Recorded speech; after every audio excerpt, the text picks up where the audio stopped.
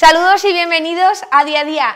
Estamos al lunes, ya saben que ha sido un día a día muy especial porque no es el horario habitual, pero es que esta tarde hemos tenido el pregón de fiestas de Navidad. Qué menudo pregón hemos tenido. Pues nada, mañana tienen puente, mañana no tienen día a día, pero sí que el próximo día tenemos queridos docentes, pero... Bueno, tenemos que hablar de lo que nos toca hoy, que tenemos muchísimas cosas de las que hablar. Por este sofá van a pasar, vamos a hablar con Alfredo Tormo de Audiespacio, vamos a hablar de problemas de audición, también tenemos teatro y estará Marcos Altuve aquí para hablarnos de su obra de teatro Coquey, que nada, abre las puertas este próximo 9 de diciembre, viernes, en el Gran Teatro a las 8 de la tarde, pero es que también... Tenemos a Ambrosio Bermejo Fenoy con nosotros, que vamos a seguir hablando de esos problemas de la mandíbula y algo que venimos anunciando desde la semana pasada, ya lo dijimos el viernes, vamos a hablar de sostenibilidad y vamos a hablar de esas jornadas que recibían el nombre de Ciudad Verde, Ciudades Verdes, Ciudades de Futuro. Pues bien, esas jornadas se celebraron el pasado 1 de diciembre aquí en Elche y nosotros recogemos pues todo lo que se puso encima de la mesa allí y vamos a intentar llegar a conclusiones, pero eso también lo haremos allí en el otro lado del plató. Dicho esto, casi que me voy a mi sitio ya porque arrancamos el día a día.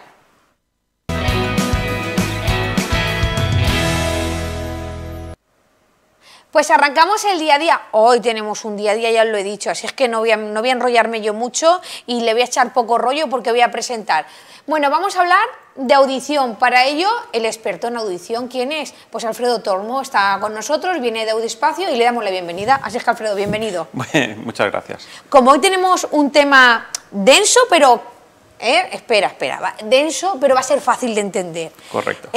Hoy te hemos invitado para hablar, no sé si lo voy a decir bien, acúfenos. Acúfenos o tinnitus, correcto. Exacto, es que el nombre, pues nada, explícanos, ya nos adentramos, que qué son. Vale, los acúfenos es ese pitido, ese ruido que oímos a veces después de una fiesta, después de una discoteca o una mascletá, que nos gustan aquí mucho los petardos. Un buen petardo. Ese pitido que se queda. Normalmente suelen ser pasajeros que en plazo de un par de horas, suele desaparecer, pero cuando ya se queda persistente, que lo tenemos a todas horas, es cuando ya empiezan los problemas, es cuando ese pitido, depende del tipo de pitido que sea, nos puede afectar o no nos puede afectar a lo que es nuestra vida, nuestra vida cotidiana. Fíjate, es decir, que muchísima gente, ¿cuánta gente lo padece esto?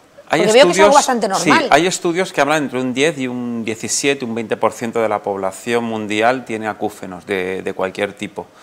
Normalmente de ese 20%, a lo mejor estamos hablando la mitad de ese 10% son acúfenos limitantes que necesitan algún tipo de tratamiento o algún tipo de cura o... Entonces, ¿no se puede considerar una enfermedad? No, no es una enfermedad, son síntomas. Son síntomas. Es un síntoma de otro tipo de afección, o sea, lo he dicho, un traumatismo acústico, una afección de otro tipo de enfermedad, un tipo de tumor, un golpe en la cabeza, cualquier cosa. El tinnitus es una secuela, un síntoma de otra enfermedad. Por lo tanto, habrá que hacer un estudio previo, más personalizado, individual, para llegar a lo que es primero a ver de dónde viene. Lo primero que se recomienda es ir al otorrino. El otorrino nos hace unas pruebas nos manda unas pruebas neuronales y después el otorrino deriva normalmente a los centros auditivos depende de qué tipo de tinnitus es, si es un tinnitus de tipo limitante o es un tipo... nos lo deriva para poder tratarlo. Eso la seguridad social no está incluido. El tinnitus no tiene cura, que quede claro, no existe la medicina milagrosa en la pastilla milagrosa, no tiene cura, solo tiene mitigación. ¿Y cómo se mitiga? Pues a través de una terapia acústica, ¿de acuerdo? Que eso se puede hacer en los centros auditivos, en algunos centros auditivos. Si tenemos pérdida auditiva, a través de los nuevos audífonos, unos modelos en concreto que llevan el tratamiento de acúfenos, que lo que hacen es emiten una frecuencia contraria a nuestro acúfeno y la suma de las dos frecuencias hace que prácticamente nuestro acúfeno se anule. Es decir, que ahora mismo quien nos esté escuchando, porque igual hay gente que no lo sabe todavía y escucha el pitidito. El pitido, ¿no? Sí, el tinnitus no existe, se lo inventa nuestra cabeza porque es una falta de estímulo. Entonces, como es un problema que está en el corte cerebral, cada persona lo tiene, es totalmente diferente. La acúfeno de cada persona es diferente. Hay gente que tiene una chicharra, hay gente que tiene una campana, Yo tenía una cliente hace muchos años en Alicante que oía una apertura de una ópera y la señora estuvo años buscando hasta que encontró de qué ser parecía su tinnitus y me la trajo un día. Es esta. La buscamos en internet, pues sí, mi tinnitus es eso. Entonces, cada persona lo tiene totalmente diferente. Curioso. Es muy curioso. Qué curioso. Lo que te digo, mi madre, por ejemplo, lo padece y a partir de los tratamientos que estoy haciendo y toda la terapia que está haciendo, he aprendido mucho, prueba y error. Lo tengo paciente y he aprendido muchísimas cosas. Estoy haciendo un máster ahora en Madrid para perfeccionar lo que es ese conocimiento. Es decir, que quien tiene esto va a tener que vivir con ello, pero sí que se puede mitigar. Sí, se puede mitigar. De todas formas, también hay muchas cosas que pueden bajar o subir el acúfeno. El estrés, la cafeína, la alimentación... El estilo de vida. El estilo de vida. El estrés, sobre todo, es el mayor factor de aumento del acúfeno. Mucha gente joven ahora mismo, tengo muchos clientes menores de 40 y 50 años, que han venido al centro por el tema de los acúfenos, porque les está impidiendo hacer una vida normal. No es por una pérdida auditiva muy grande, simplemente es por el tipo de vida que llevan, han sufrido un accidente o han sufrido un traumatismo, una pérdida súbita, cualquier cosa, y se les ha quedado ese acúfeno y les está impidiendo hacer una vida normal. Gracias un poquito a la tecnología, eso se está pudiendo mitigar. Últimamente una clienta la semana pasada que gracias, que ha podido solventar gran parte de las dificultades que tenía ahora mismo, sobre todo para descansar. Efectivamente, es que al final, y cuanto más le prestas atención, más lo oyes. Más lo escuchas, ¿no? Sí, todavía puedes desconectar porque menos. Causa, lo que es el tinnitus está causando ahora mismo el 85% de las personas que lo tienen les está causando otros problemas. O sea, le está causando cuadros de ansiedad, depresión, insomnio, el insomnio genera otras cosas. Entonces es una cadena que va todo relacionado. Y con unos pequeños cuidados, en mi página de Facebook hay una dieta incluso para el tinnitus. Pues que lo colgamos hace unos meses y la gente la está aceptando de qué puedes comer, qué no puedes comer. La hipertensión, todos los alimentos relacionados con la hipertensión que provocan la sal, el café, derivados, todo eso los explicamos en Facebook de qué se puede comer, qué no se puede, cuándo se puede comer, cuándo no se puede comer. Pues fíjate que me parecen estudios muy recientes, ¿no? Sí, todo el tinnitus lleva muchísimo tiempo. Lo que pasa es que cada vez vamos a más, estamos sometidos a más presión sonora, más traumas acústicos y todo eso lo que está provocando es que se generen más estudios. Antes no se prestaba atención, esta persona está loca, no se oye. Efectivamente, Se oye. Entonces ahora lo que están haciendo son más estudios, cada vez más estudios enfocados a ver qué pasa, por qué pasa.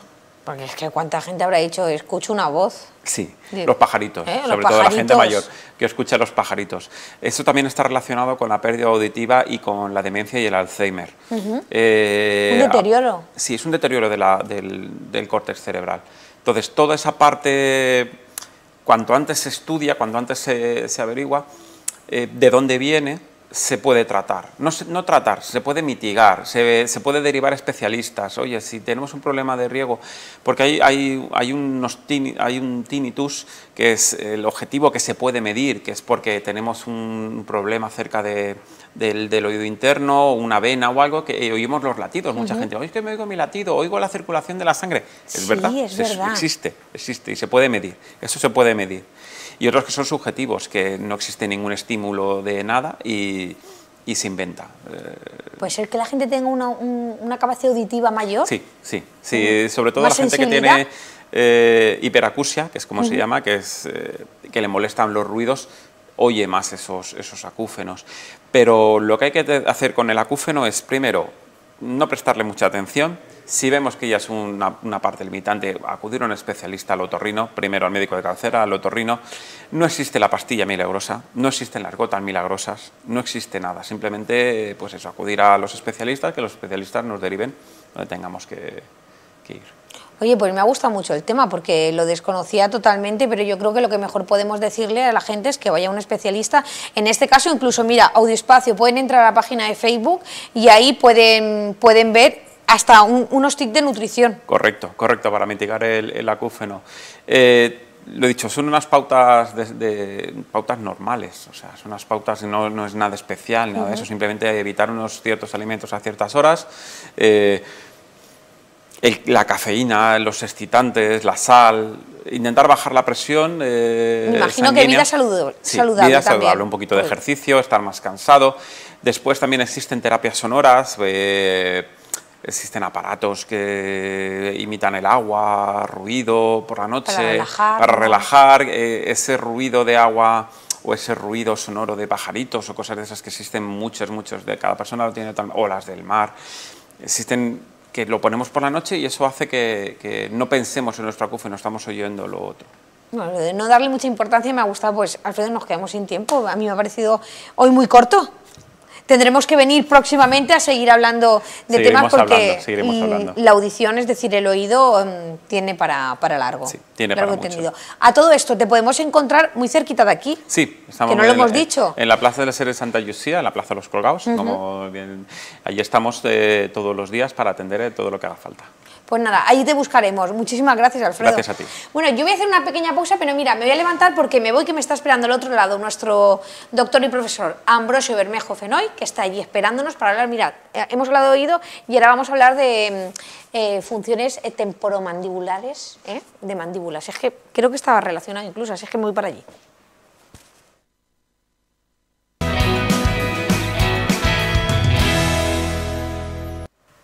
Pues estamos en día a día y yo creo que no tengo que decir mucho más porque ya están viendo quién me acompaña el doctor y profesor Bermejo Fenoy. Ambrosio, bienvenido.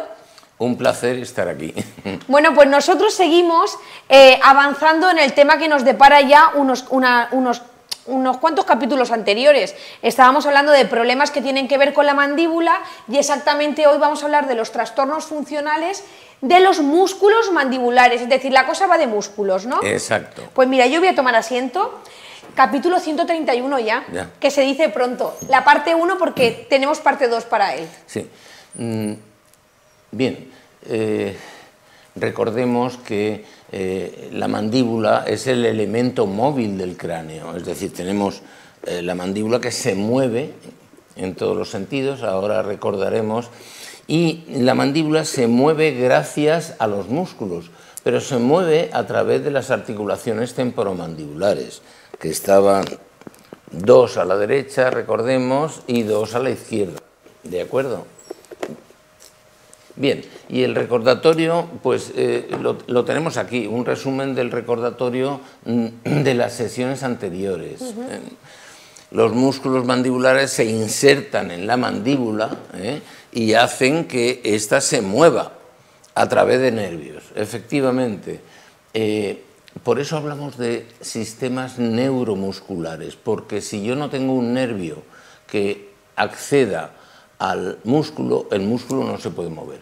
Por eso hablamos de 2 tipos de problemas musculares, los primarios y los secundarios. Los secundarios no vamos a referirnos a ellos porque son los que tienen que ver con las alteraciones del nervio o del sistema nervioso central, del cerebro. Y los secundarios, estos son secundarios, y los primarios son los verdaderamente que se deben a la alteración del músculo. Generalmente nosotros vamos a hablar ahora de desórdenes primarios. Si se altera el mismo músculo, el músculo está alterado, y generalmente los secundarios, ya hemos dicho, es porque se altera el nervio que lo inerva o el sistema nervioso central. Y habían 3 tipos de movimientos, recordemos: apertura y cierre de la mandíbula, ¿Eso sería ascenso y descenso? Exacto, descenso y ascenso. Y ascenso, como un ascensor. Exacto. Baja y sube. Baja y sube. Y eso lo provocan los músculos elevadores y depresores de la mandíbula. Después teníamos los movimientos de antepulsión, es decir, si yo necesito cortar un hilo o dar un mordisco, necesito adelantar la mandíbula. Para eso hay unos músculos que se preocupan de ello. Y finalmente los de lateropulsión. Y estos movimientos se producen cuando masticamos o cuando hablamos, sobre todo cuando hablamos, ¿eh? Por eso existen huellas en la mandíbula, de las que ya hablaremos, debido a los movimientos que se producen cuando hablamos, ¿eh?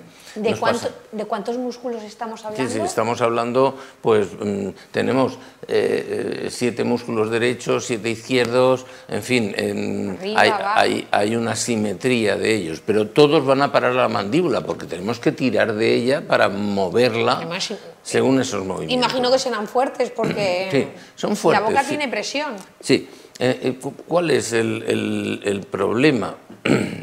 Pues el problema, y hoy vamos a hablar de trastornos funcionales, el problema es que los músculos están hechos para moverse cuando tienen que moverse. Cuando hablamos, muy suavemente, los músculos temporales, sobre todo los que están aquí arriba. Exacto, ahí, ese es. Y si hablamos demasiado, igual cargamos la cabeza también, porque el músculo está aquí arriba. Exacto, y se produce una serie de problemas, la hipertrofia del músculo, pero el problema principal es cuando esos músculos se deben cuando no deben moverse, es decir, cuando hacemos parafunciones, cuando apretamos los dientes, cuando nos ponemos nerviosos, el bruxismo. De masticar, desde luego, no se ponen enfermos, y las articulaciones tampoco. Los problemas vienen, el principal problema, lo decíamos el otro día, es el bruxismo. El bruxismo. Entonces, todos esos trastornos funcionales, funcional quiere decir que son reversibles, que fácilmente, si ponemos los remedios adecuados, y vamos a hablar de ellos, los atajamos. No son funcionales si ya han creado problemas importantes, el músculo está dañado y no es reversible, pero todos los trastornos funcionales son reversibles si hacemos lo que nosotros vamos a decir ahora. Esos trastornos funcionales, que generalmente se producen por bruxismo y por apretamiento, producen hipertrofia de los músculos. Si yo estoy todo el día apretando los dientes, es como si estuviera haciendo pesas. Si yo quiero desarrollar mi bíceps, tendré que hacer pesas para el próximo verano estar fuerte y lucir músculo. Bien, se produce hipertrofia, hay dolor miofascial, este ya es un problema porque el paciente tiene dolor, refiere dolor, él dice que le duele la cabeza, pero en realidad lo que le están doliendo son los músculos, los temporales y los maseteros. Y entonces hablamos de mialgia local, cuando hay puntos gatillo, es decir, aprieto en un lado y aparece el dolor en otro. Aparece el dolor. El miospasmo, la mialgia local es cuando no hay puntos gatillos, el miospasmo es cuando, por ejemplo, bostezo y se me produce un dolor aquí abajo. Aquí, debajo de la mandíbula, está el vientre anterior del músculo digástrico, que es el que se contrae y produce el miospasmo, y la rigidez refleja. Bien, también hay trastornos traumáticos, pero no vamos a hablar de ellos. Trastornos inflamatorios, las miositis, degenerativos o trastornos del desarrollo. Pero esos nosotros nos vamos a dedicar a hablar a los funcionales, que son los más habituales, los más frecuentes. Fíjate, pues vamos a ello. Hace falta una predisposición especial. Es decir, tú tienes un componente genético, como en todas las enfermedades, donde puede hacer que ese sujeto pueda desarrollar un trastorno muscular funcional. Y el estrés, esas dos cosas juntas, terreno y estrés, son las que van llevan directamente, a la mialgia funcional. Luego vamos a hablar ya de dolor. Fíjate, se produce un predominio simpático del sistema nervioso simpático y bruxismo, por un disparo dopaminérgico. Todo esto hace que se acumulen catabolitos. Catabolitos son sustancias de desecho del propio músculo y no se liberan porque no llega sangre. Es decir, cuando yo aprieto el músculo, de forma continuada es como cuando aprieto la mano. Si aprieto la mano fuerte y la abro rápido, tú verás que está pálida. Está pálida. Si mientras la aprietas, lo que haces es cortarle el riego sanguíneo. Exacto, cortar el riego sanguíneo. Bueno, lo vemos cuando nos ponen una... Exactamente, ¿no? Claro. Para sacar sangre, para una analítica. ¿Qué pasa ahí? Pues que no llega sangre. Y los productos del catabolismo, del metabolismo del músculo se acumulan. Exacto. Y entonces aparece el dolor. El dolor. Es así de fácil. Bueno, aquí Fíjate, estamos viendo una mandíbula. Vemos efectivamente un perfil donde lo que se ha producido es una hipertrofia muscular, nada más. Lo veo y lo veo de lejos. Yo distingo enseguida Exacto. cuando un paciente está bruxando o no. Es como si llevara dos caramelos, un caramelo a un lado y otro a otro. Ha desarrollado Claro. los músculos de la mandíbula, Exacto, ¿no? pero porque esta parte de aquí la tiene más desarrollada. Claro, esta paciente lo que hace es apretar, bruxar, libera tensión emocional haciendo una parafunción. El músculo se tiene que mover cuando hablo, como cuando mastico, pero no más allá. Si yo entre medias lo que hago es apretar, entonces aparece la hipertrofia. Pero a veces, y no siempre, se produce el dolor, la mialgia funcional. El paciente refiere dolor aquí al nivel de los temporales y a nivel de los maseteros. Y él piensa que lo que le duele es la cabeza, pero en realidad no es la cabeza la que duele, es el músculo. Sí. Bueno, aquí lo vemos en una fotografía que además está cogiendo justo la zona claro, que anteriormente estaba mostrando en verde. Nosotros, el clínico, lo que hace es preguntar al paciente, por favor, pedirle que se ponga las manos donde le duele. Y la paciente generalmente abre las manos y se las coloca en la zona que hemos visto anteriormente. Estos son los temporales y estos son los maseteros. Y además puede ser que tenga dolor y que no tenga hipertrofia, además. Puede ser, es decir, hay personas que aprietan mucho y hacen hipertrofias y otras que tienen dolor rápidamente. Y esta es la secuencia. Fíjate, hablamos de dolor agudo cuando el paciente lleva 6 meses o menos de dolor. Se está quejando. Pero si ya pasa de ese tiempo, pasamos a dolor crónico. Al dolor crónico, entonces hablamos de dolor crónico. El problema es que cuando pasa un poco de tiempo, se producen fenómenos de ansiedad y posteriormente de depresión. Y este es un problema, Es una escala de dolor. Esta es la escala de dolor. El dolor duele más cuando hacemos más parafunción y duele menos cuando hacemos menos parafunción. Y esta es la escala de ansiedad-depresión, es decir, hay un disturbio psicoemocional.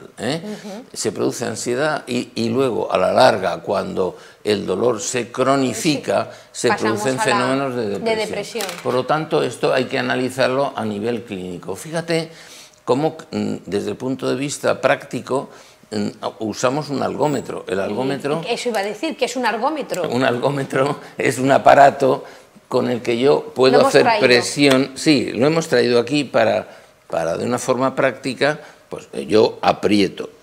Y al apretar, lo que hace el algómetro es ir marcando... lo vamos viendo, mira si se ve en pantalla. Va marcando la presión que yo estoy haciendo. Cuando el paciente se queja, yo ya dejo de apretar y veo en la pantalla, porque es como un reloj. Por lo tanto, si a poca presión se queja... Puedo, efectivamente, está medido en libras, pero se puede traducir a kilos perfectamente, aquí lo puedo ver. Y entonces sé en qué momento tiene dolor. Exacto.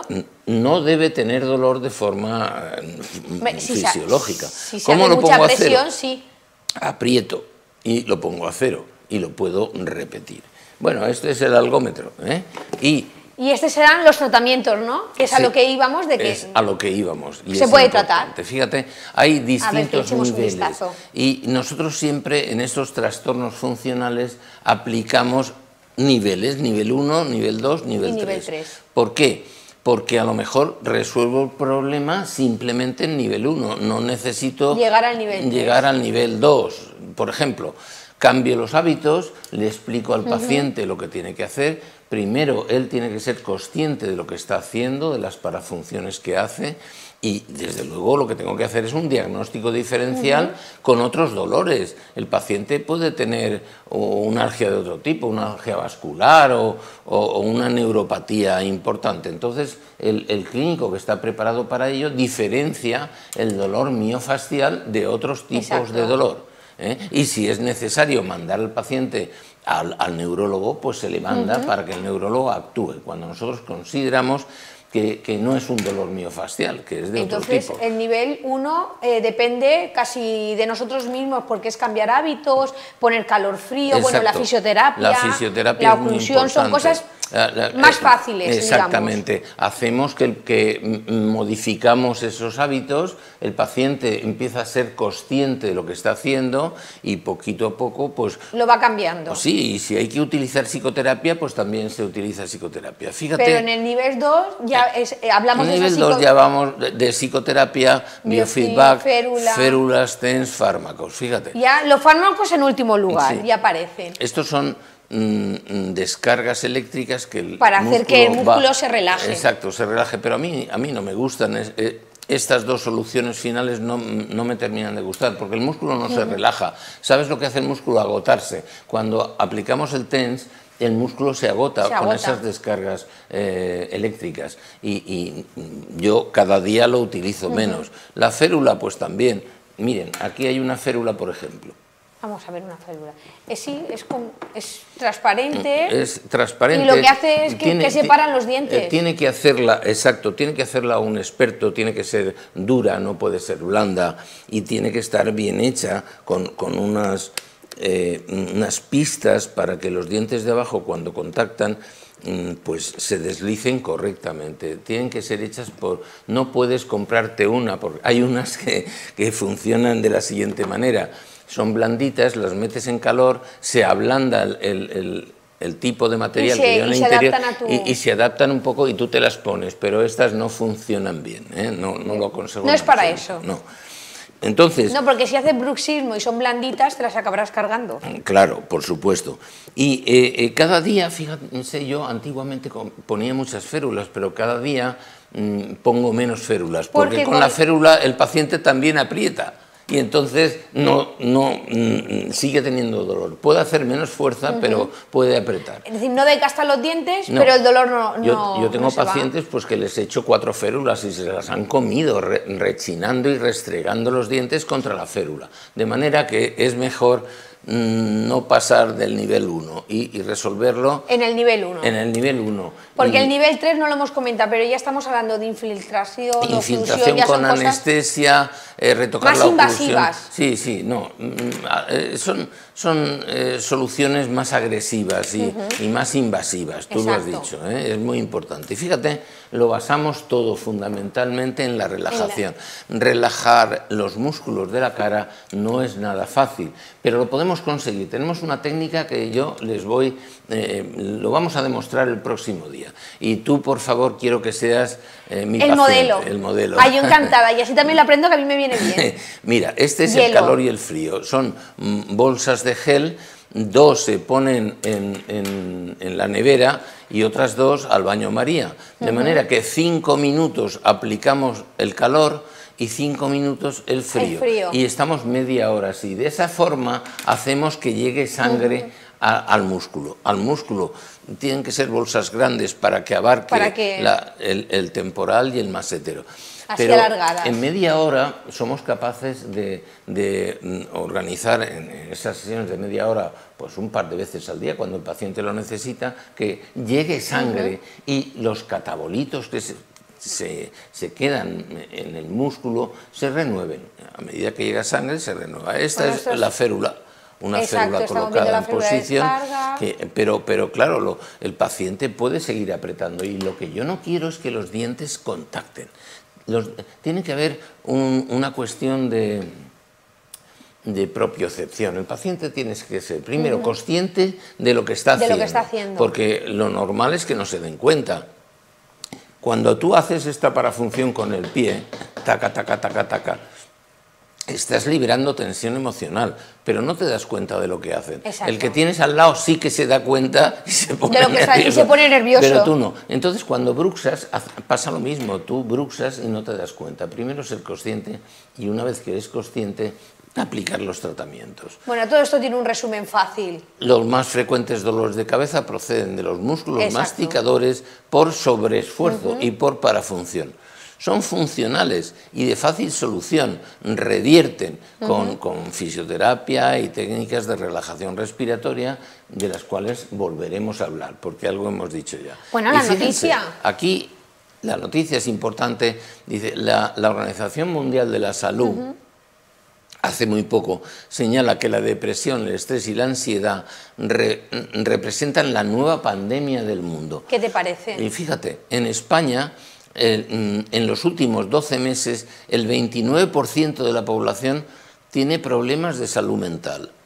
Aquí hay un gráfico con distintas naciones. ¿Estamos en el número 29? Pues, no, a ver, no, ¿O no? Estamos en... Mira, aquí está, Ahí España. estamos.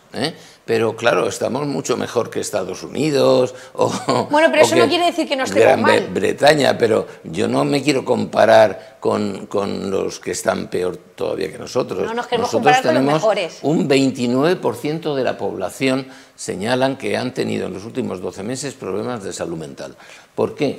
Pues porque vivimos en un mundo agresivo y ahora más que nunca. Exacto. Si no ponemos remedio, el día de mañana llegaremos a tener alteraciones importantes. Bien. Bueno, y esto ha sido el capítulo de hoy. Ese ha sido el capítulo de hoy. Este es hemos hablado de las parafunciones de los músculos que producen al final alteraciones, crean dolor de cabeza, pero esto tiene solución y nosotros la vamos a dar. Sí.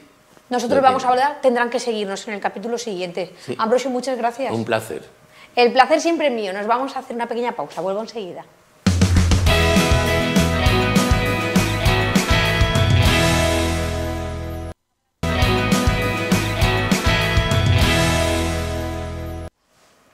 Pues seguimos en día a día y tenemos que hablar de teatro. Bueno, es que llegan las Navidades y no se vayan a pensar que solamente tenemos solidaridad, tenemos de todo. La solidaridad tiene que estar todo el año. Y yo sé pues que hay muchas cosas, pero también se va al teatro y se va a disfrutar de teatro que no tiene nada que ver con la Navidad. Bueno, eso creo. Lo mejor es que yo pase a presentarle, ¿no?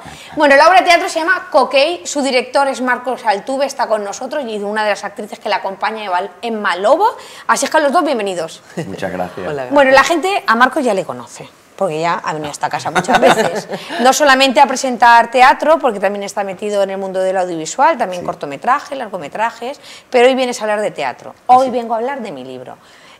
Ya está directamente. Coquei, cuéntanos un poco así de sinopsis de la obra.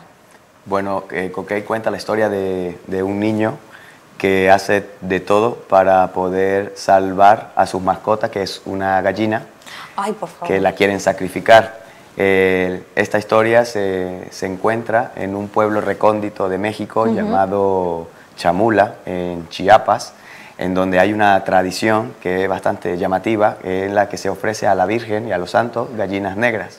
Entonces esto es para purificación de las personas. Y su gallina es negra. Y su gallina es negra y justo la han pillado para hacer este conjuro. Entonces, claro, en el momento que la van a sacrificar, él lo impide y eso genera muchas consecuencias en la obra, en la que, bueno, empieza a tener un viaje que empieza a mezclarse la fantasía con la realidad. Y bueno, no puedo ya decir más, pero de esto se trata, es de teatro, de danza, contemporáneo. Eso, mezcla teatro y danza. Bueno, que nos cuente un poco de María Damián, la tenemos aquí. ¿Cuál es tu papel? Pues yo hago de la Virgen y también hago de la Madre y también hago de gallina, porque es una obra muy coral, somos 7 en escena. Y bueno, como comentaba Marcos, como es la historia de un niño, lo que le está pasando dentro del pueblo, ¿no? Porque es un ritual que existe realmente en Chamula, has dicho, ¿no? Sí. Pues claro, es muy coral por esto, porque está el pueblo y lo que opina toda la gente del pueblo, está su madre, está la Virgen, que tiene ahí como un papel primordial, porque a ella se le ofrecen las gallinas y a los santos. y bueno, también porque no sale una sola gallina, salen más. Y tienes que estar continuamente cambiando de registro, qué complicado. Sí. Y de ropa. Y de ropa, bueno, y de ropa, que eso también es complicado. Sí, sí, sí. Y de acento. Sí, pero yo creo que también es como la parte divertida del trabajo, o sea, a mí me está resultando muy divertido, muy interesante trabajar con Marcos, entonces esta cosa de tener que hacer muchos registros, de muchos cambios, cambios de vestuario, cambios también en el modo de expresión, porque yo normalmente no hago danza, yo soy actriz, y de repente estar bailando... claro, evidentemente nos han hecho coreografías sencillas para los que no somos bailarines. Tenemos a 3 bailarinas maravillosas. Está Ruth, que no me acuerdo el apellido. Ruth Soria, Mar Antón. Mar Antón y Noa Martí, que son las bailarinas de plantilla. Y que digamos que también hemos hecho como un poco de cruce, ¿no? Los actores estamos metiéndonos en danza y las bailarinas se están metiendo un poco en interpretación. Entonces creo que por eso está siendo tan interesante el trabajo para todos, ¿no? ¿Habías tocado la danza, Marcos? Bueno, hace muchos años, sí, como preparación, pero no a manera de atreverme en un espectáculo. En la obra pasada se tocó un poco el movimiento y ahora es mucho más.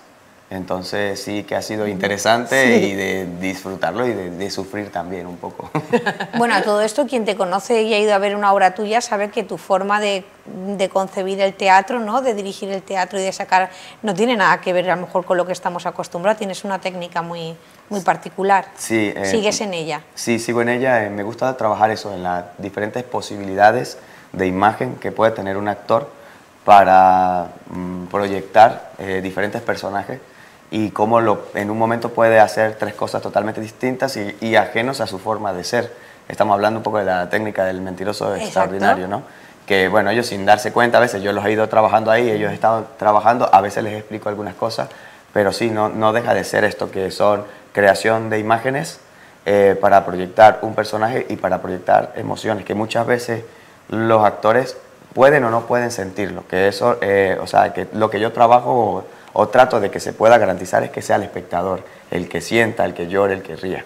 Que quería decir, por cierto, que la obra es una obra que te va a hacer reír y te va a hacer llorar y bueno, y por ahí te va a hacer sentir cosas muy particulares que no las quiero decir, pero de que... Sí, que igual que Emma pasa por muchos personajes, el público también va a pasar por muchas emociones, ¿no? Sí. Sí. Es una manera de ir cambiando además de forma rápida. Sí. ¿Cómo podemos ir de...? Bueno, mi abuela siempre decía que de la risa al llanto hay un paso y no sé si os han dicho eso alguna vez de la risa se te va a volver mata la uva, cuando te rías mucho y lo siguiente era llorar. Yo creo que antes eran un poco teatrales, ¿sabes? Las abuelas. Sí. Sabían que una buena zapatilla hace llorar. A todo esto, ¿cuándo es la obra? Estreno. Este viernes en el Gran Teatro a las 8 de la noche. ¿Entradas a la venta? Entradas a la venta en instanticket.es. La obra es Coquey y bueno, ahí les esperamos. También está Roberto Rodríguez. Bueno, sí, que está Roberto. Por lo menos saludarle, a Roberto. Roberto Rodríguez, Manuel Soler, que es un actor Nobel. Ha incursionado en la televisión nacional en una serie llamada Hit. Entonces, bueno, conoció el proyecto, le gustó, aceptó. Igual Edma, que a veces yo le digo, Edma, no sé por qué has aceptado trabajar conmigo, porque yo sé que hago sufrir un poco. Y bueno, en medio, yo sé que soy un poco caótico. Hombre, le has hecho cacarear. Sí, sí. Pero bueno, aparte, bueno, se lo iba a decidir al final de la obra, pero que para mí me siento muy honrado que haya aceptado, gracias. Y que cuando la conocí, vi su trabajo y me quedé cautivado. Y bueno, nada, que haya dicho que sí, me haya hecho caso, pues bueno, es algo que como director agradece. Gracias. Ay, qué bien, qué bien.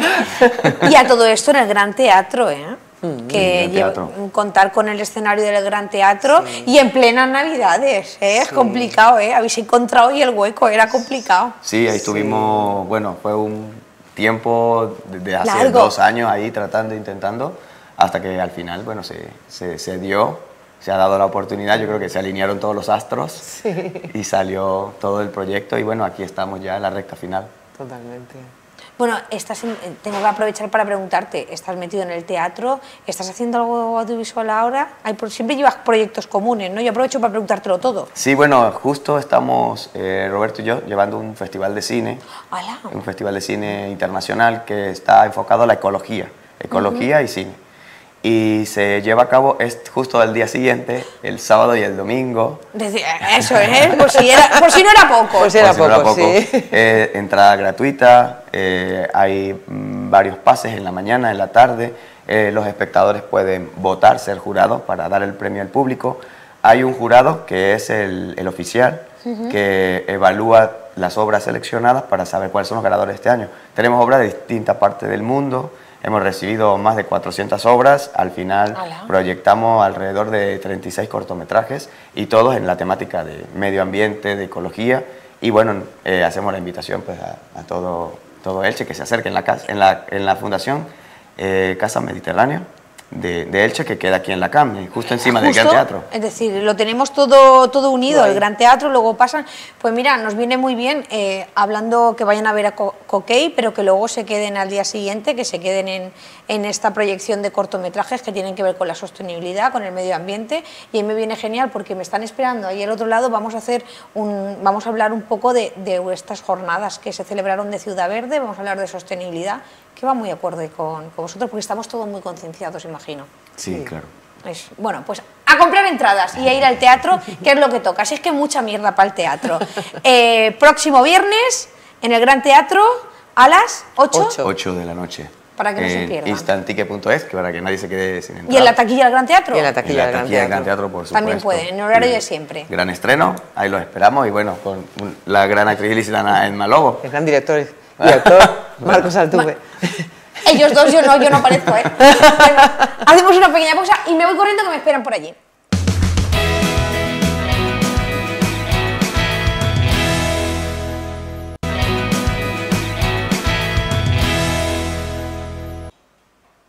Pues seguimos en día a día y efectivamente yo os había contado que me trasladaba al otro plato. Hoy llevo todo el día yendo y viniendo, pero esta última parte del día a día la íbamos a dedicar a hablar de esas jornadas de Ciudades Verdes que se disputó el pasado 1 de diciembre, y nosotros habíamos quedado para venir aquí a poder hablar pues de las conclusiones que se sacaron allí, y para ello pues qué mejor que los participantes, los expertos y los profesionales que van a ser los encargados de hablarnos de ello, que si queréis pasamos a saludarles y le damos la bienvenida, y así que sean ellos los que hablen y yo me callo un poco, que ya llevo todo el día hablando, ¿no? Venga, vamos a ello. Pues mira, voy a empezar por el centro. Esther con nosotros, bueno, hoy como concejala de sostenibilidad, entre otras. Exacto, de toda esa área de desarrollo sostenible que engloba movilidad y medio ambiente. Que además también vamos a hablar de movilidad y de medio ambiente, bueno, y también de vida sana en general.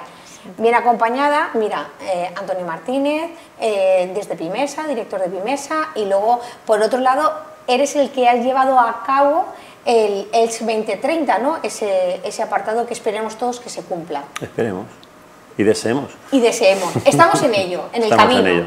Hoy vamos a hablar de ese camino que se está construyendo. Y Carlos Jamardo, eres soy el coordinador de Educación Vial en la Jefatura de Tráfico de Alicante. De Alicante. Bueno, pues mira, me lo habéis puesto fácil, porque a mí lo de aprender de memoria me cuesta un poco. Lo primero, ¿cómo fueron las jornadas? ¿Cómo fue esa jornada del 1 de diciembre? Bueno, pues yo creo que fue una jornada muy positiva porque nos permitió profundizar en esos efectos que tiene la emergencia climática sobre la vida de las personas. Contábamos con especialistas del Instituto de Salud Carlos III que de manera muy clara nos trasladaron pues, lo que la comunidad científica nos viene diciendo desde hace mucho tiempo, que es esa afección que tiene la crisis climática sobre la salud de las personas. Enfermedades respiratorias, enfermedades cardiovasculares, afección sobre algunos tipos de cáncer, afección también sobre enfermedades mentales, y por tanto pues tiene que ser urgente esa respuesta que demos desde las ciudades, que somos un espacio clave a la hora de desplegar políticas verdes para garantizar que nuestros vecinos y vecinas ante esa emergencia climática puedan vivir de la manera pues, que tenga unos mayores estándares de bienestar. Estamos en el camino. Efectivamente, en eso estamos trabajando, y además la jornada nos permitió contar también con las experiencias de otras ciudades, y al final lo que nos dice este recorrido es: aquellas ciudades que han apostado por políticas verdes de manera más decidida son las ciudades que tienen una mayor calidad de vida sobre sus vecinos y vecinas. Por tanto, es la línea indiscutible que tenemos que continuar, y en eso estamos en este municipio, aplicando políticas verdes para que la nuestra sea una ciudad con vida. Bueno, trabajar de las ciudades es primordial, ¿no? Hay que trabajar, digamos, que desde lo pequeñito para ir ampliando. Claro, además es que la mayoría de emisiones contaminantes en el mundo provienen de las ciudades. Así que somos ese escenario desde el cual tenemos que llevar a cabo esa transformación más profunda, pero yo creo que hay que tener en cuenta que tenemos las soluciones, sabemos qué medidas hay que poner en marcha para mitigar esa afección del cambio climático, y de lo que se trata es de ponerle decisión por parte de los representantes políticos, de la mano también de toda la sociedad civil, y hacer que esa transformación llegue lo antes posible, como en esta ciudad estamos haciendo desde el año 2015. Bueno, por ejemplo, ya que tenemos educación vial para hablar de movilidad, que es una de las partes más importantes, con llegar a cero emisiones, ¿no? Claro, de lo que se trata es de poner en marcha medidas y algunas ciudades además lo están haciendo muy bien y de una manera muy activa. Se trata de, bueno, pues de recuperar el espacio público, de promocionar o de, digamos, provocar una reflexión en la ciudadanía que nos haga cambiar nuestros hábitos de desplazamiento, porque hay una responsabilidad individual también en todo esto. No es suficiente con que un municipio construya infraestructura ciclista o peatonalice algunas calles o cambie, digamos, o haga cambios urbanísticos en la ciudad o en el municipio, porque digo a veces ciudad, pero quiero hablar de municipio porque los pequeños también nos interesan en este sentido. Pero como digo, la reflexión también es individual, ¿no? Es decir, muchas veces nos planteamos utilizar o coger nuestro vehículo particular para hacer un desplazamiento que perfectamente se podría realizar andando o en bicicleta si es un poco más largo, ¿no? Y por supuesto en transporte público cuando los otros medios no llegan.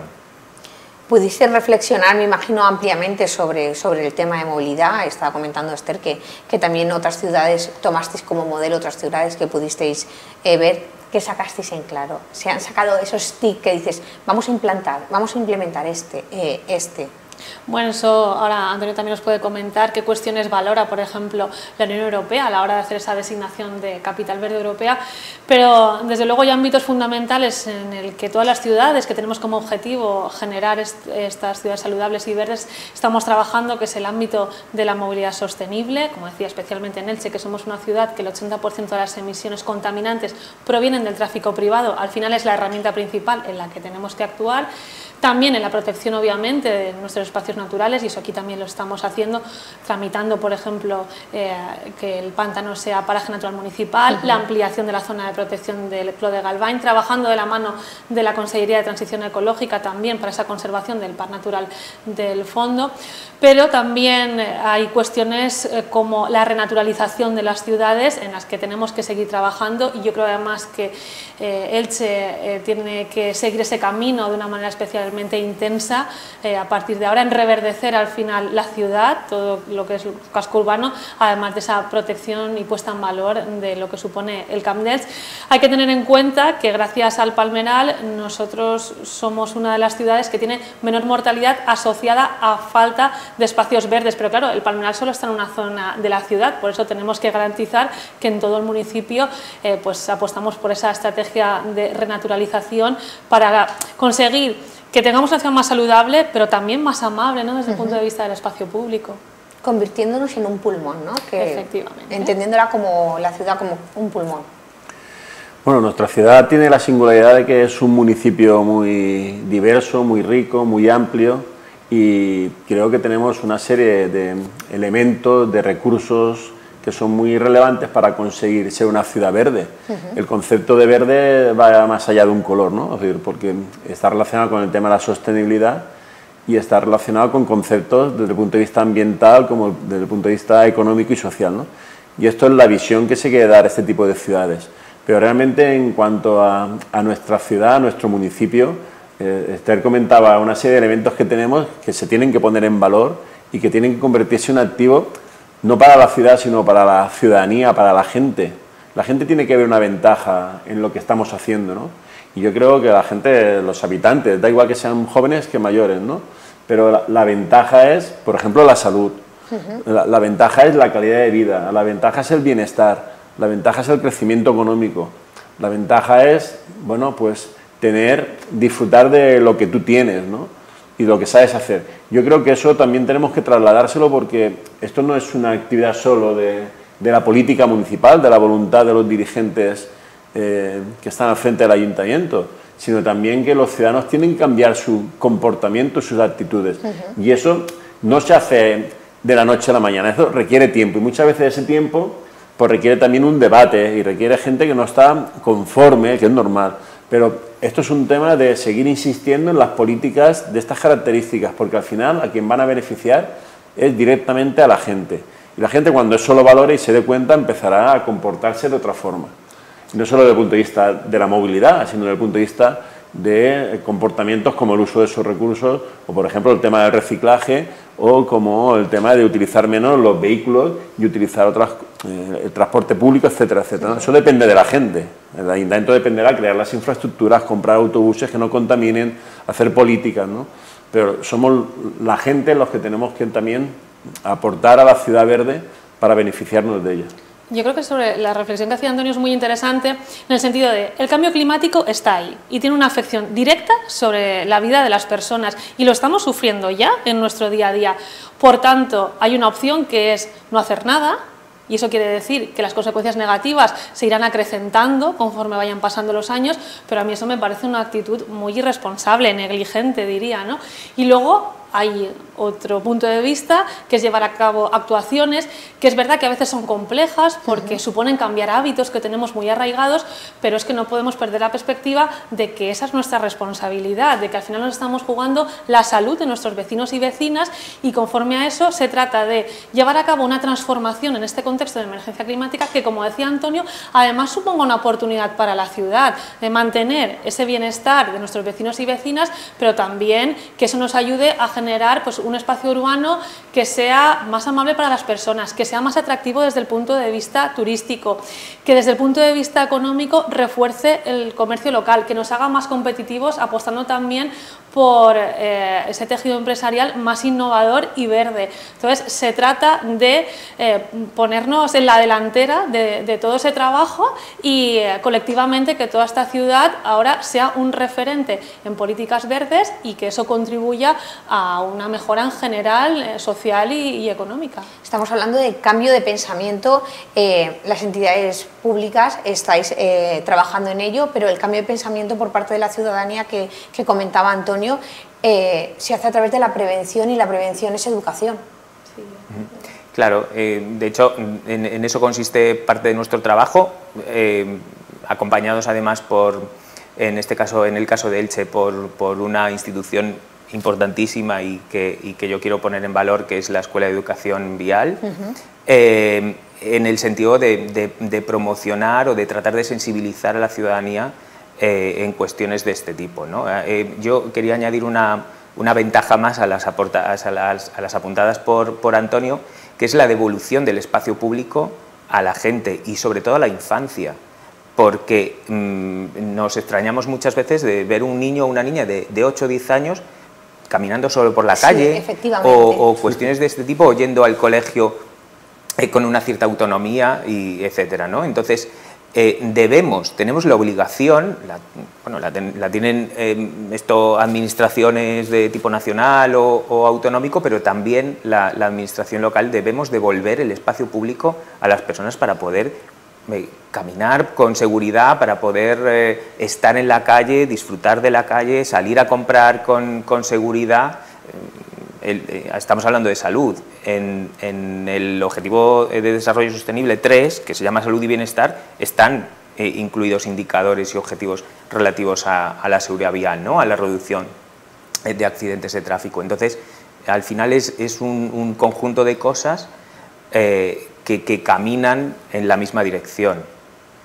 De ahí me ha gustado lo de la educación vial, que es lo que es tu parte, ¿no? La parte más importante de pues, las generaciones que ahora están y que se eduquen pues, en poder ir al cole en bicicleta o en patinete o caminando, sabiendo respetar las señales de tráfico, que los usuarios de automóviles o de vehículos respeten también a esta gente que utilizamos o que usamos los medios de transporte sostenibles, ¿no? Ese respeto común que aquí todavía falta que se cree. Claro, de hecho, la concepción de la educación vial actualmente es de una educación para la movilidad, a la que añadimos además las 3 S, ¿no? De saludable, segura y sostenible.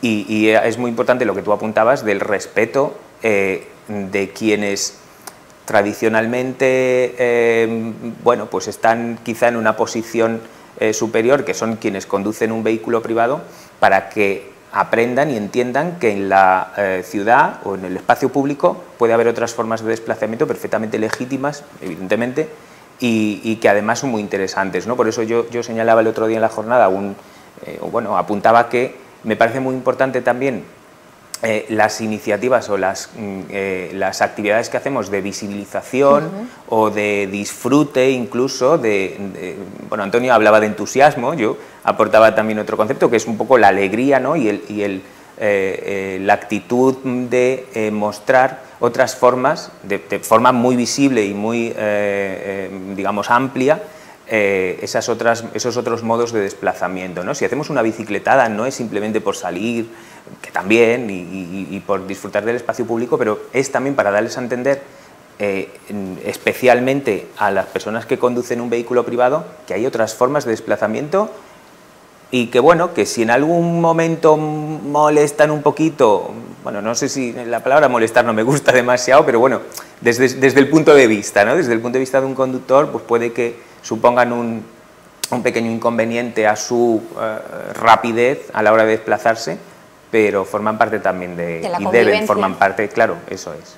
Claro, y bueno, yo creo que aquí también además tenemos el ejemplo de la peatonización de la Plaza de Baix y de la Corredora, que al principio pues generaban resistencias, ¿no?, entre algunas personas o determinados colectivos, y ahora el comentario que más te encuentras una vez se ha llevado a cabo la obra es ¿por qué no se ha hecho esto antes? Y yo creo que eso también, ¿no?, ejemplifica mucho lo importante que es que no perdamos oportunidades en este sentido. Esa actuación nos ha demostrado cuánto podemos conseguir si dejamos de pensar la ciudad exclusivamente para los vehículos privados, que es lo que se ha hecho en esta ciudad y en el resto de ciudades europeas a lo largo de muchísimas décadas. Hemos ganado en bienestar, hemos ganado ese espacio para la socialización, hemos ganado un espacio que hemos embellecido muchísimo, hemos ganado en atracción del comercio local. Además, también para fomentar el ocio en todo este entorno. Así que yo creo que, aparte de los datos científicos que nos avalan en esta lucha contra la emergencia climática, es que transformar las ciudades para hacer las ciudades verdes nos hace ganar en muchísimos ámbitos. ¿Es quizá miedo al cambio? Bueno, pues sí. Pero mira, nosotros hemos hecho un ejercicio con unos niños en un colegio donde le enseñamos una serie de fotografías sin decirles nada para que ellos vieran el antes y el después y que miraran a ver qué ciudad o qué les gustaba más, ¿no? Y le pusimos una fotografía de la corredera llena de coches y una fotografía de la corredera sin coches, la gente paseándose por ahí, ¿no? Y le dijimos, bueno, ¿qué foto os gusta más? Pues el 100% se pronunció sobre la que tenía coches, no, se pronunció sobre la que se pueden pasear. Mira, yo le explico a mis alumnos en la universidad que la felicidad es una cosa que tiene muchos conceptos, pero al final se basa, desde mi punto de vista, en uno que es disfrutar, ¿vale? Pues si no, no eres feliz, disfrutar. ¿De qué? Pues mira, disfrutar de lo que tienes, disfrutar de lo que eres y disfrutar de lo que haces. Entonces, claro, es que en la corredera ya me he encontrado a mí como un niño, y esto aplícalo a los distintos estratos de la población. Yo como niño, yo como persona adulta, yo como persona mayor. Pero se puede disfrutar de un espacio público lleno de coches que están contaminando, que están atascados, que atraviesan la ciudad para ir a otro sitio. Eso está bien, eso es la movilidad. Puede estar el modelo equivocado o acertado. Nos hemos acostumbrado a eso, que es lo que hay que cambiar. Pero la verdad es que yo creo que la gente es más feliz paseándose por la corredera, por nuestras calles peatonalizadas, ¿no? Porque la corredera es un ejemplo. Que haya actividades, que haya actividad, que los niños se puedan pasear, que puedas atravesarlo, que las personas puedan ir y no tener prisa.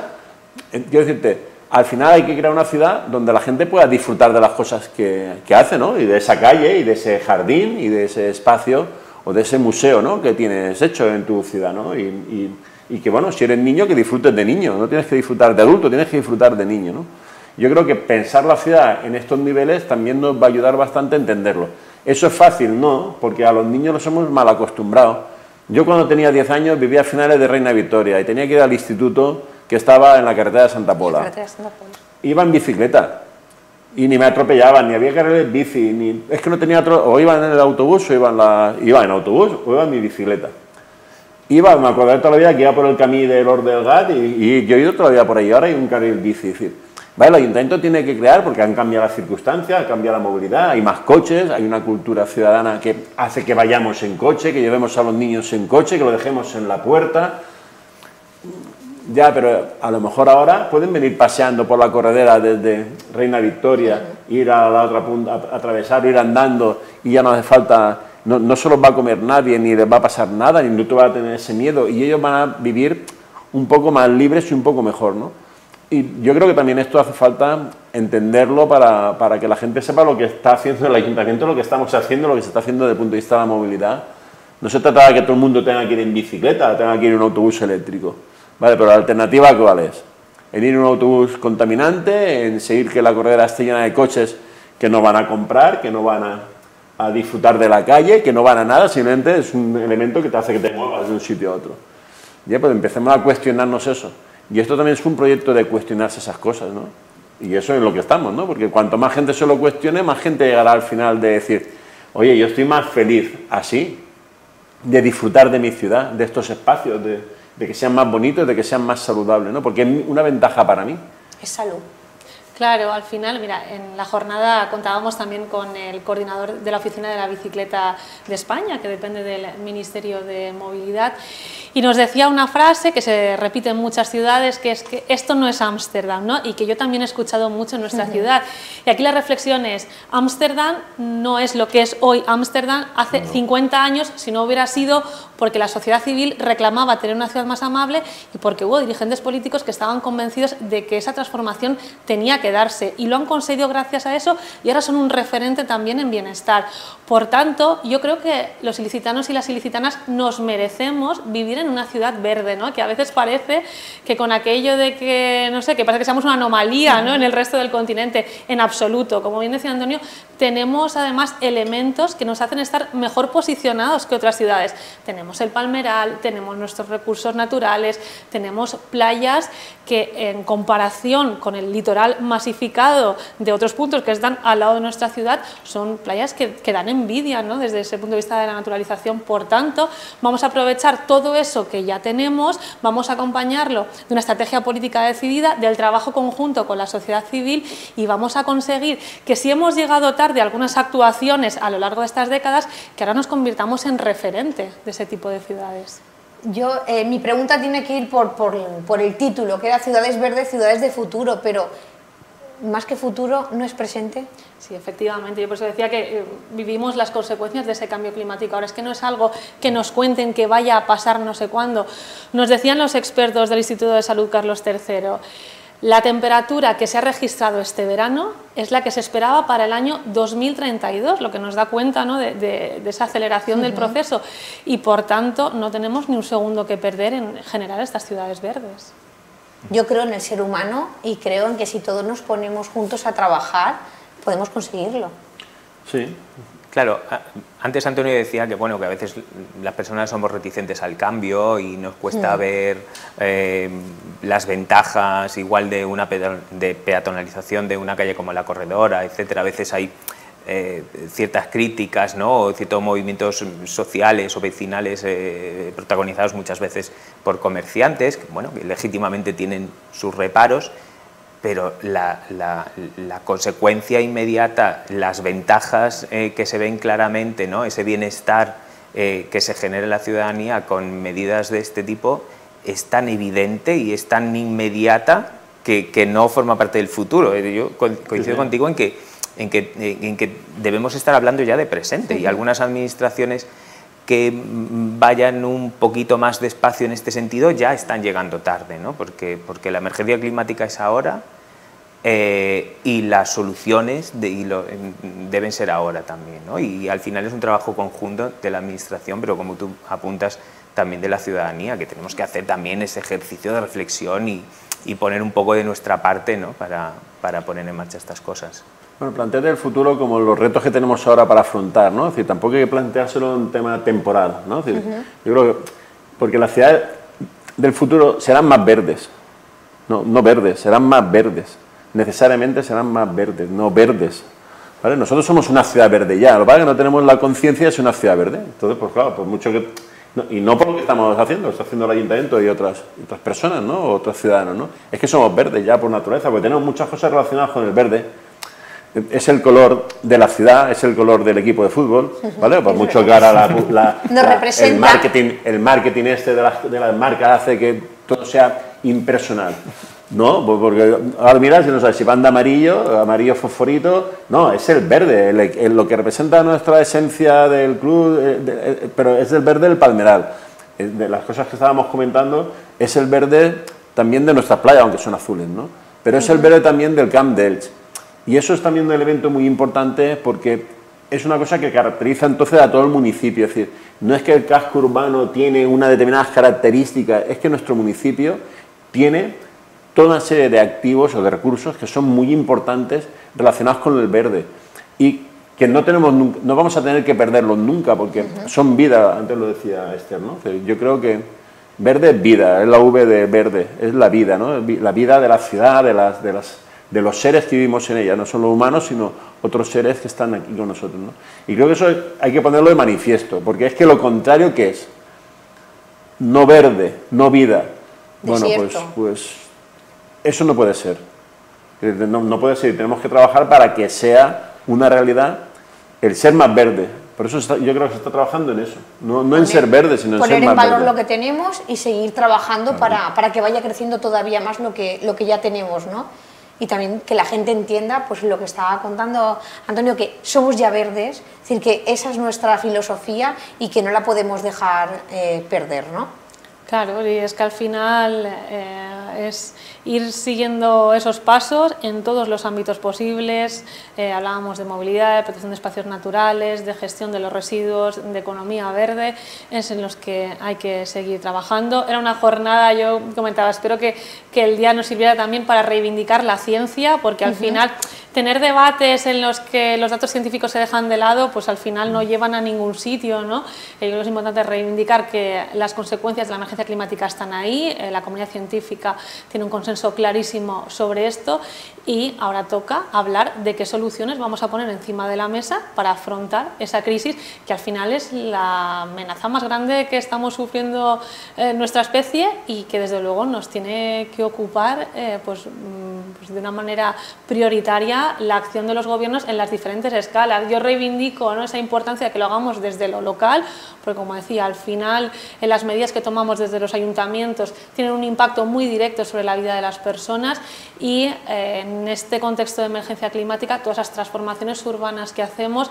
pues tienen esas repercusiones positivas de manera muy clara. De hecho, nosotros hacemos ese estudio de calidad del aire de la mano de la Universidad Miguel Hernández de Elche y nos dice de manera muy evidente que allá donde hemos implementado políticas de movilidad sostenible, la calidad del aire ha mejorado. Así que se trata de seguir avanzando colectivamente en todo este camino para garantizar, como bien decía Antonio, ciudades con vida.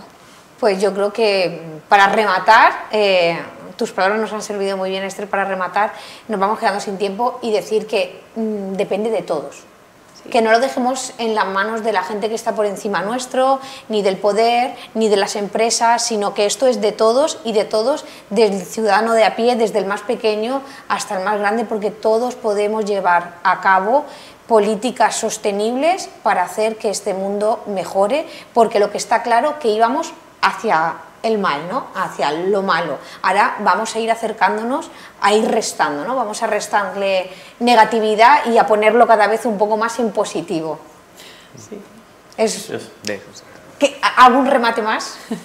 Bueno, yo creo que efectivamente sí, esta es la clave, pero bueno, además de que cada ciudadano hace su contribución, yo creo que sí que lo que se nos tiene que exigir a los representantes políticos es que tomemos decisiones valientes y contundentes y ese es el camino que tenemos que seguir todas las administraciones. Pues espero poder decir que estamos en el camino, porque yo sí que quiero un mundo mejor para nosotros y mucho más para los que vienen. Así que un placer estar aquí. Muchas gracias, Miriam. Muchas gracias. Pues más debates así todos los días, a mí me encantan. Yo, Elche 2030, espero que llegamos al 2030 y digamos, lo hemos cumplido, pero en el 29. Demasiado optimista, pero ahí lo dejo. Un beso y nos vemos mañana. Mañana no, pasado mañana, que mañana es fiesta. Pasen un buen puente.